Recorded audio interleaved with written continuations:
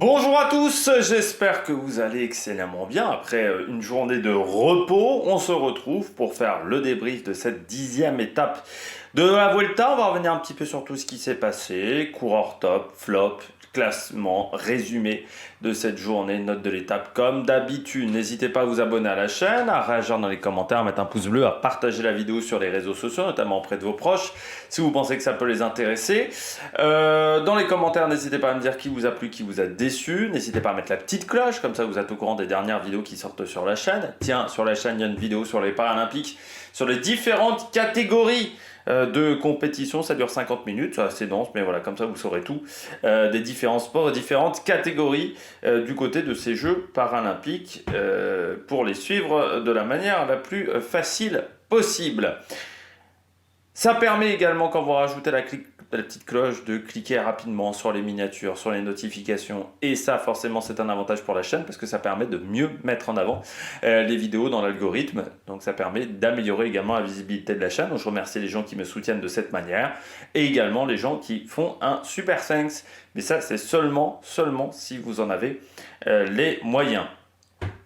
Pas grand chose à dire aujourd'hui, après cette journée de repos, traversée en avion, qui donc s'est fait dimanche soir. Hein. Certains m'ont donné l'info qui avait été dite sur Eurosport, mais encore une fois, vous savez que moi, juste après la course, j'arrête tout de suite le direct pour me concentrer sur mon travail, et notamment sur la préparation de l'étape du jour. Donc c'était un long transfert. Aujourd'hui, on repartait du côté de la côte ouest, un petit peu comme au départ, du côté de Lisbonne, pour repartir, pas très loin également de Saint-Jacques-de-Compostelle, pour le parcours de cette 10e étape. Pas mal de choses à dire au départ. Déjà, l'abandon de Kubigosen, malade. L'abandon également de Harold Terrada. Et on perdait aussi au départ Lorenz de Plus, également malade, hein, toujours cette Covid qui rôde. Dès le départ, quasiment attaque de Jevine et McNulty, alors qu'on aurait pu croire que du côté de la UAE, on se calme pour privilégier Adam Yates. Mais encore une fois, on a du mal à comprendre la stratégie de cette équipe. Beaucoup d'attaques et une échappée qui n'arrive pas à se former dans ses premiers kilomètres de course. À 151 km de l'arrivée, première attaque de Van Aert avec Terrada ou encore Mathis Lebert, mais ils sont repris. Et de nouveau, une attaque de Terrada, mais de nouveau repris. Ensuite, à 144 km de l'arrivée, c'est Marc Soler qui attaque avec Van Aert, Rubio. Mais là encore, ça n'arrive pas à sortir. À 137 km de l'arrivée, nous avons un groupe qui se forme avec Van Sevenant, Hermans, Monique, Kung, Rubio, Dunbar, Christian Rodriguez, Beradé et Biscara. Il y a même Daniel Felipe Martinez qui va rejoindre ce groupe, mais là encore, tout cela est repris à 134 km de l'arrivée. C'est Van Aert et Soler qui décident de partir. Ils vont être accompagnés dans un premier temps de William Junior Le Cerf. Et puis il y aura Quentin Paché aussi et Holman. À l'alto de Fanfria, parce que ce groupe-là se forme quasiment au sommet de sa difficulté, de deuxième catégorie, c'est Van Aert qui passe en tête devant Le Cerf et Marc Soler. Encore une fois, beaucoup d'attaques vont suivre, et ce qui nous donne une première heure de course à 45,1 km/h de moyenne. Le bon groupe, donc, au kilomètre 109, on en reparle avec donc Quentin Paché, Le Cerf, Van Aert, Soler, Holman. Toujours beaucoup d'attaques derrière, hein. L'écart est à peine d'une minute avec la tête du peloton. On a Terrada, Lipovitz, Wood qui tentent de re-rentrer sur ce groupe-là, mais qui vont abandonner l'idée de partir dans la bonne échappée du jour. Ce que va faire assez tardivement d'Alexandro De Marchi qui tente son coup à 91 km de l'arrivée. À ce moment-là, l'écart est d'un peu moins d'une minute 40, ce qui est déjà assez important sur le groupe de 5. Et il va décider de sortir.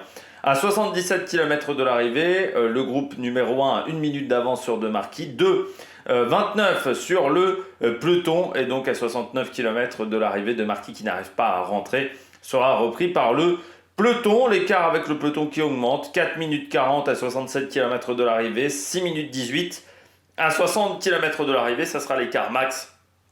Derrière, la Décathlon roule, mais roule sur un petit tempo, on va pas se mentir, l'idée est juste de contrôler l'avance de cette échappée, mais pas de revenir sur les coureurs de tête. À l'alto de Villachran, c'est Le Cerf qui passe en tête de cette côte de 3e catégorie devant Van Aert, et la Red Bull décide de rouler avec la Décathlon à G2R, puis ensuite il y aura la EF qui décidera de rouler pour tenter des petites accélérations, mais qui ne font pas vraiment de dégâts dans le peloton. À 41 km de l'arrivée, Ciccone abandonne, problème de genou, suite à sa chute de samedi, je crois me rappeler. Crash également, accident entre Petilli et Moniquet, les deux coureurs tombent, mais repartent dans le peloton, enfin repartent en course. Dans la troisième côte de la journée, c'est Van Aert qui passe en tête. À ce moment-là, l'écart se réduit un petit peu à 35 km de l'arrivée. Il n'y a plus que 5 minutes 37. Van Aert qui accélère à 31 km de l'arrivée alors que Marc Soler est en train de prendre des bidons. L'Espagnol se fera piéger comme le groupe avec lequel était Van Aert, sauf Quentin Paché qui arrive à suivre ce mouvement et les deux arrivent à sortir et prendre suffisamment d'avance car ils prennent 25 secondes puis 1 minute sur le groupe avec Soler et le Cerf, car Holman a lâché, puis reviendra Holman dans les 5-6 derniers kilomètres. Le peloton, lui, reste aux alentours de 5 minutes. Et à la fin, Quentin Paché tente des attaques, mais Wout van Aert est plus fort et s'impose pour la 3e fois sur cette Vuelta. La note de l'étape, 12 sur 20.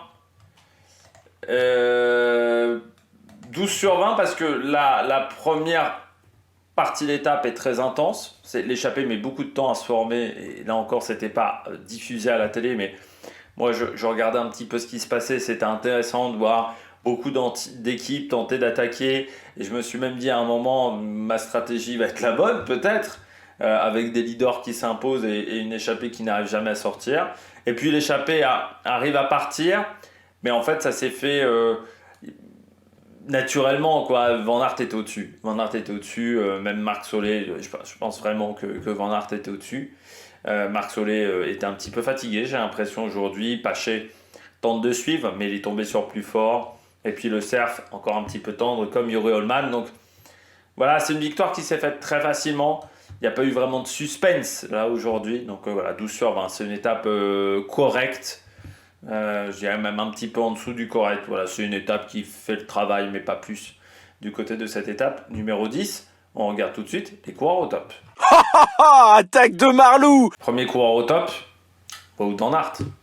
Ah oui, ça a été... C'est du grand Wout van Aert sur cette Vuelta. Je me disais ça dans ma tête après l'arrivée. Je me disais, il a fait quand même un beau numéro aujourd'hui, hein, parce que je dis voilà qu'il n'y a pas eu de suspense, mais il a tout fait pour casser le suspense. C'est-à-dire qu'il était une jambe au-dessus de tout le monde sur cette journée. Il n'a jamais vraiment été inquiété en fait dans l'échappée. C'est-à-dire quand tu regardes bien, les 4 autres coureurs n'ont jamais vraiment été en mesure de battre Wout van Aert. Et c'est depuis longtemps, je me disais un petit peu ça dans ma tête, c'est depuis longtemps que je n'avais pas eu un Van Aert aussi costaud. C'est vrai que je trouve depuis les Jeux, c'est-à-dire la fin du Tour de France, les Jeux, derrière ce début de Vuelta, c'est du très très bon Van Aert. Il fait vraiment du très bon boulot. Parce que c'est vrai qu'au jeu, sur la course en ligne, il finit 37, mais il fait un gros boulot. Là encore aujourd'hui, il prend l'échappée, c'est sa 3e victoire d'étape sur la Vuelta. Au niveau du maillot vert, c'est fait. On peut même se dire, est-ce qu'il ne va pas tenter d'aller chercher le maillot à pois, le maillot bleu, le maillot blanc à pois bleu de Yates, parce qu'il est pas il a égalité au classement et que ça pourrait être un nouvel objectif pour Wout van Aert, essayer de récupérer ces 2 maillots sur cette même course. Mais c'est vrai que ça faisait depuis quelques temps que j'avais pas eu un Van Aert aussi au-dessus du lot. Et je me dis, pour les championnats d'Europe, parce qu'on a vu la liste, waouh, ça fait partie des coureurs qu'il va falloir suivre. Est-ce qu'il arrivera à faire le doublé chrono, course en ligne?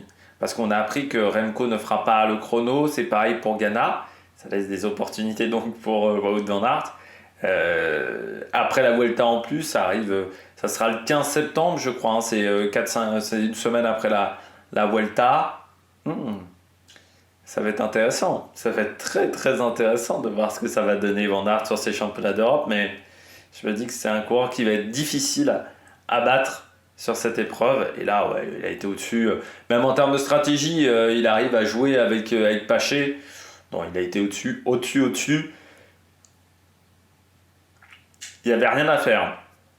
Rien à faire du tout. J'ai eu un bâillement, il est 19h08, je suis déjà fatigué, c'est mal embarqué parce que j'ai encore la présentation de l'étape de demain à enregistrer. Deuxième coureur top, on va se réveiller un petit peu. Quentin Paché, pas grand chose à dire pour Quentin, il est tombé sur plus fort. C'était terrible, je me disais dans les 30 derniers kilomètres, quand ils se retrouvent tous les deux ensemble, je me dis mais comment il peut battre Van Aert? Comment il peut battre le Van Aert de cette journée? Comment il peut battre ce Van Aert là qui est du Van Aert plus? Comment il peut le battre? Et il a essayé, hein, mais il n'a pas trouvé la solution. Voilà. Autant pour moi il pouvait être déçu de la deuxième étape du Tour de France cette année où il se fait avoir par le groupe Vauquelin. Et je pense que s'il suit Vauquelin, voilà, il rate le bon coup à ce moment-là et il se retrouve distancé. Et Vauquelin, jour-là, part un petit peu en facteur. C'est vrai que je pense que Quentin Paché pouvait avoir des regrets dans la manière dont ça s'était déroulé. Cette étape numéro 2 du dernier Tour de France avec l'arrivée à Bologne. Autant là, Paché, il ne peut pas avoir de regrets sur cette étape-là. Il est tombé sur plus fort. Mais c'est déjà bien, il a réussi à suivre Van Aert, il prend une deuxième place. C'est même les 2 podiums seulement de l'année pour Groupama sur les grands tours. Merci Quentin Paché, hein, parce que c'est un coureur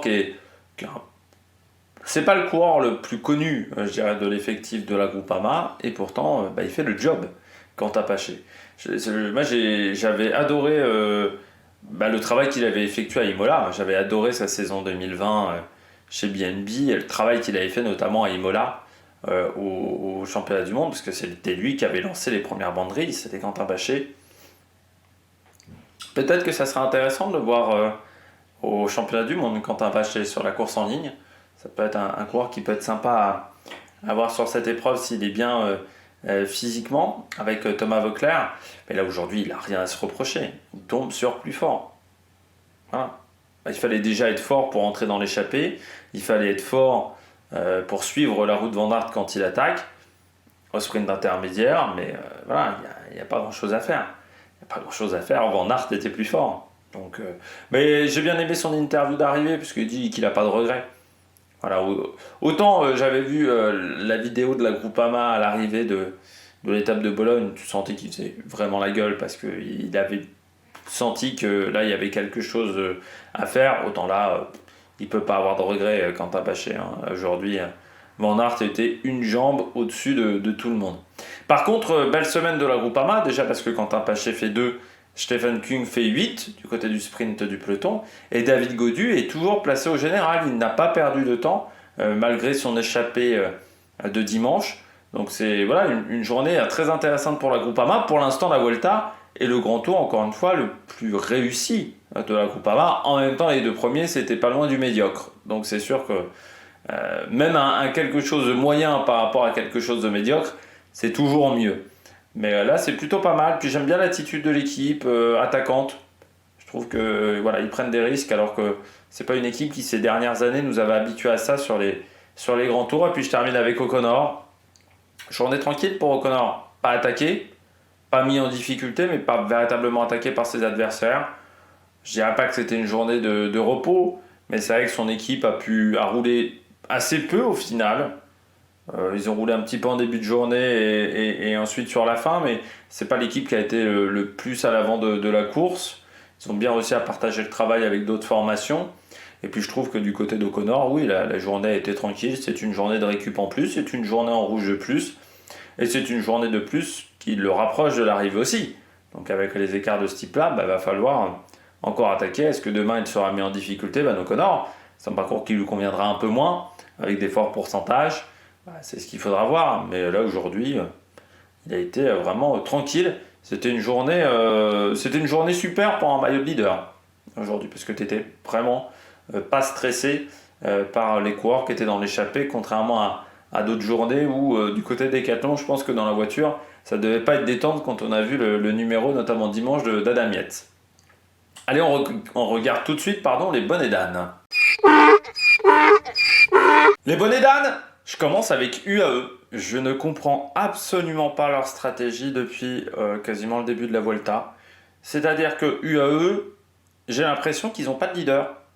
Et j'ai l'impression qu'au départ, ils n'ont pas choisi un leader. Parce que au départ, je me disais, c'est Almeida Yates, mais on a vu énormément Sivakov.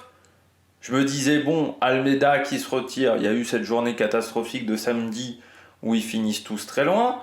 Bon, Adam Yates arrive à se refaire la cerise dimanche au niveau du classement général. Donc je me dis, tiens, aujourd'hui, personne ne va attaquer, on va tous rester autour d'Adam Yates. Maintenant, on a un véritable leader, on a Yates ou Sivakov, même au cas où. On va arrêter d'attaquer dans tous les sens. On va surtout travailler pour Adam Yates. Et ce que je vois aujourd'hui, c'est Vine à l'attaque, McNulty à l'attaque, Solé à l'attaque. Et Solé dans l'échappée. Et un Solé qui n'a pas fait grand-chose dans l'échappée parce que pour moi, il commence déjà à être fatigué, Marc Solé. Je ne comprends pas la stratégie. C'est quand même extraordinaire. Quand tu pars avec un effectif de cette qualité-là, il faut déterminer tout de suite les postes. Parce que si tu détermines pas les postes, après, chacun veut être calife à la place du calife. Il faut déterminer des grades, on va dire. Il faut déterminer une hiérarchie. Et là, c'est le gros problème de UAE sur cette Volta, c'est que pour le moment, il n'y a pas de hiérarchie. Là, les efforts qu'ont fait Vine, McNulty, c'est des efforts qui vont leur coûter quand il va falloir peut-être ramener Adam Yates, si Adam Yates est en difficulté. Alors, à part si on considère que Adam Yates est revenu dans le classement, mais qu'il n'a aucune chance pour le général, mais même dans ce cas-là, tu as Sivakov, qui est dans le top 10. Tu peux te dire, tu protèges Sivakov, parce que peut-être qu'avec l'énergie qu'il va conserver sur cette deuxième semaine, il pourra mettre une énorme cartouche en troisième semaine quand tout le monde sera fatigué. Eh bien non. Tu continues à courir, on va dire, avec que des électrons libres. On a l'impression que c'est une équipe dans Pro Cycling Manager, tu as mis tout le monde en électrons libres. Il n'y a personne en équipier. C'est quand même problématique. Donc non, je ne comprends pas la stratégie du AE. Et je trouve que là, aujourd'hui, c'était pas une étape où il devait partir en échappée. Surtout pour qu'au final, Solé fasse 3 ou 4. Ce qui n'est pas, exceptionnel. En n'étant jamais en mesure d'aller chercher la victoire, en plus d'étapes. Et je l'ai trouvé, moi, un peu fatigué, Solé. J'ai eu l'impression que, il a beaucoup de mal à suivre. Il n'arrive pas à suivre ni Paché ni Van Aert. Il essaye même pas, mais je le trouve un peu fatigué. Et puis en plus, c'est vrai que Marc Solé se fait quand même avoir à la voiture. À 30 bornes de l'arrivée, je suis pas sûr que c'était la bonne idée d'aller à la voiture. Parce que tu savais que ça pouvait attaquer de cette manière-là. Donc c'est vrai qu'il se fait un peu avoir par Van Aert. Attaque de facteur, mais de toute manière, je pense qu'il aurait été lâché dans la montée parce qu'il était limite à plusieurs reprises dans cette journée. Donc, stratégie de la UAE qui, je trouve, est assez incompréhensible. Deuxième bonnet d'âne du jour, Michael Woods. Quand tu fais tout pour être dans l'échappée et qu'à la fin t'es pas dans l'échappée, c'est sûr que tu passes un peu pour un con, quoi. C'était une étape qui pouvait convenir à Michael Woods, mais je sais pas, il rate déjà les premières attaques en début de journée. Ensuite, il est très présent à partir de 145 bornes de l'arrivée, où là, il va être très, très, très, très présent. Mais j'ai l'impression qu'il n'a jamais eu le bon timing. Et puis surtout, quand tu commences à voir que Van Aert prend 30-40 secondes, faut faire rouler l'équipe, quoi. Là, c'était le moment de faire rouler la Israël pour revenir sur un groupe avec Van Aert, sauf que peut-être qu'il avait plus les jambes à ce moment-là. Peut-être qu'ils n'ont pas osé le faire du côté d'Israël. Peut-être que c'est vrai que ça les a refroidis.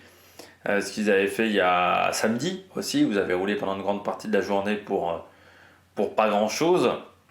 Mais là, Woods, il est passé à côté sur cette étape.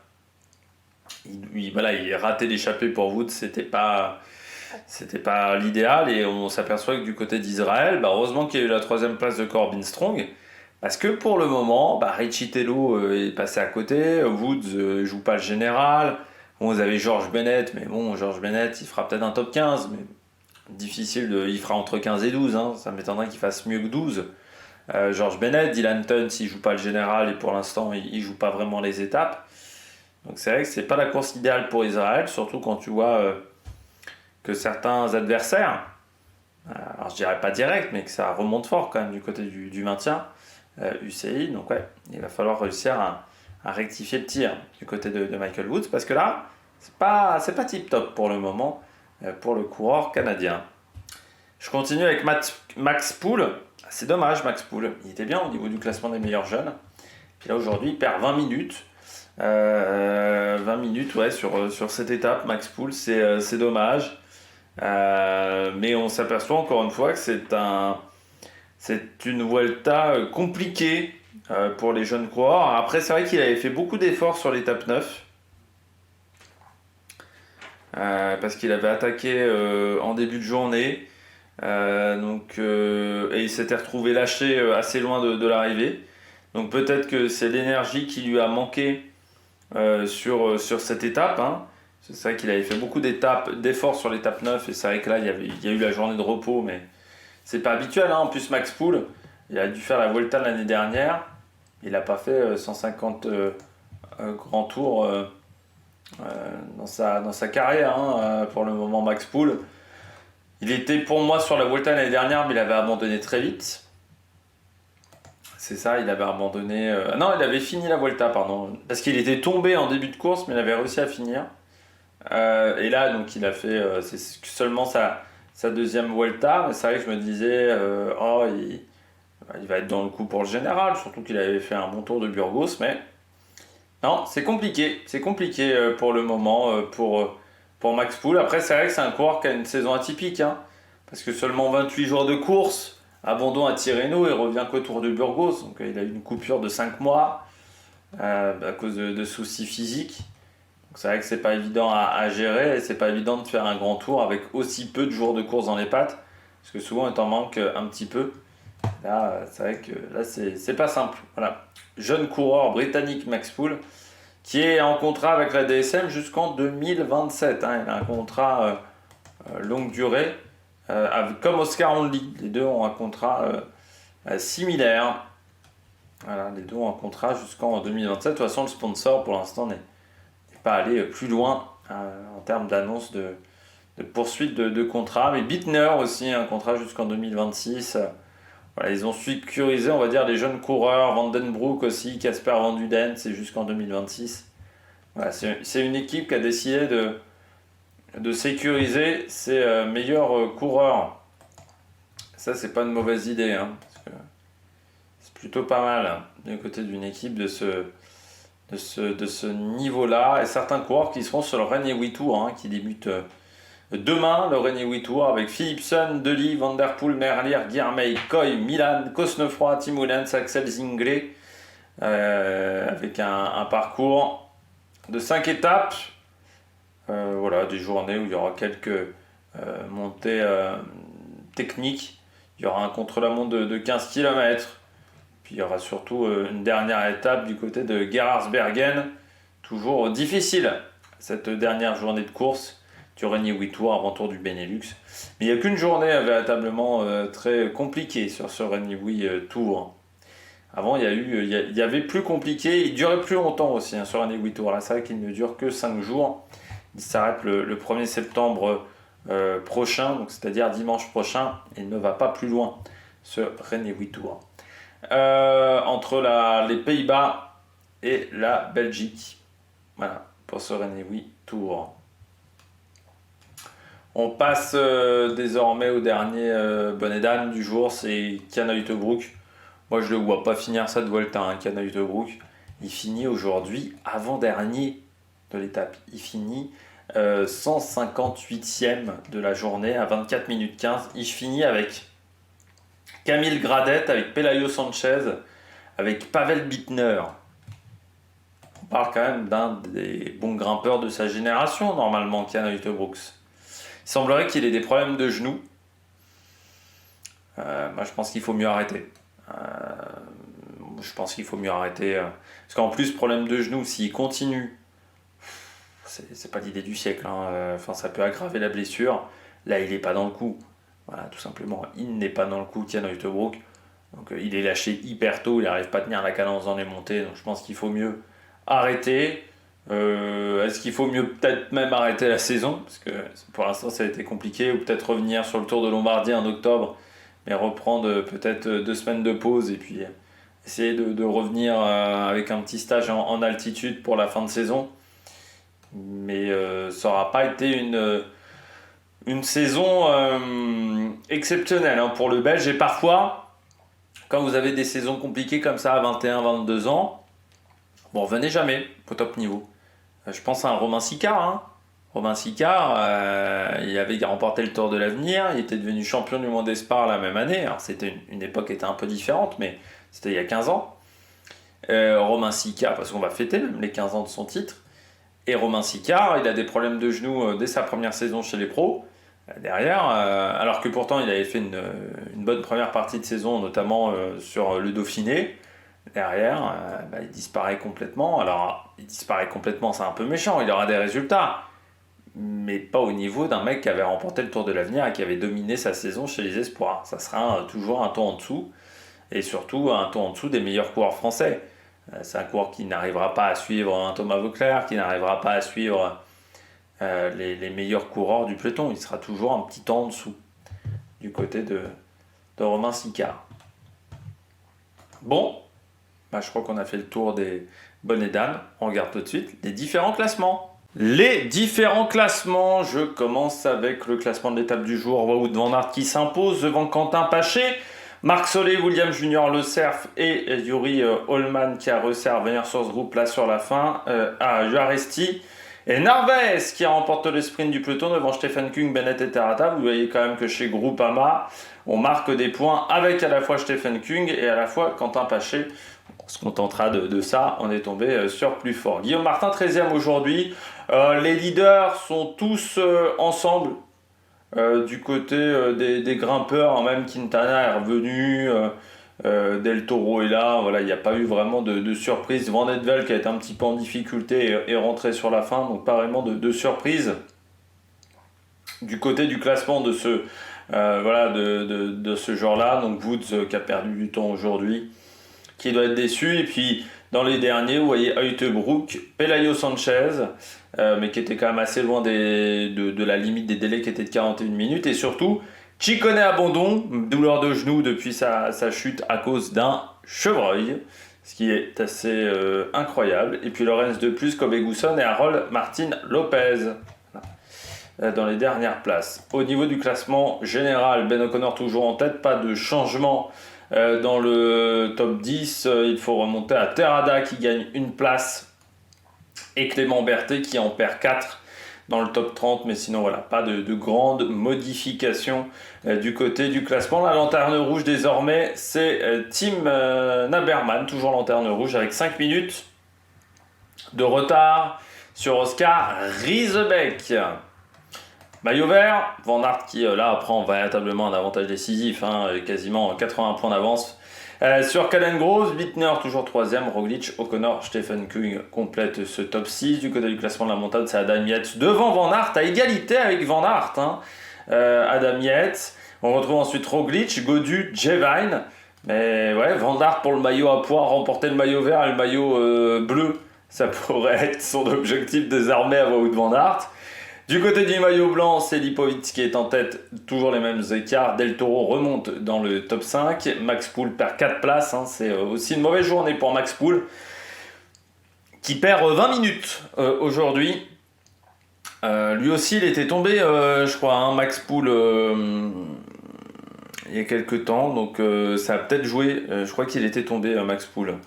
Donc ouais, mauvaise journée pour le coureur. Donc ouais, c'est un peu dommageable là, ce genre de situation, vous perdez du temps. Du côté du classement par équipe, UAE toujours devant, Decathlon, Red Bull, Groupama 4ème, Israël 5ème, et dans les dernières places, c'est toujours Alpecin et DSM qui commencent à voir aussi Alpecin revenir sur ses talons. Bon, j'espère que vous avez aimé cette vidéo. Demain, 7h, présentation de l'étape numéro 11. D'ici là, n'hésitez pas à vous abonner à la chaîne, à réagir dans les commentaires, à mettre un pouce bleu. Allez, ciao ciao sur la Mec Production.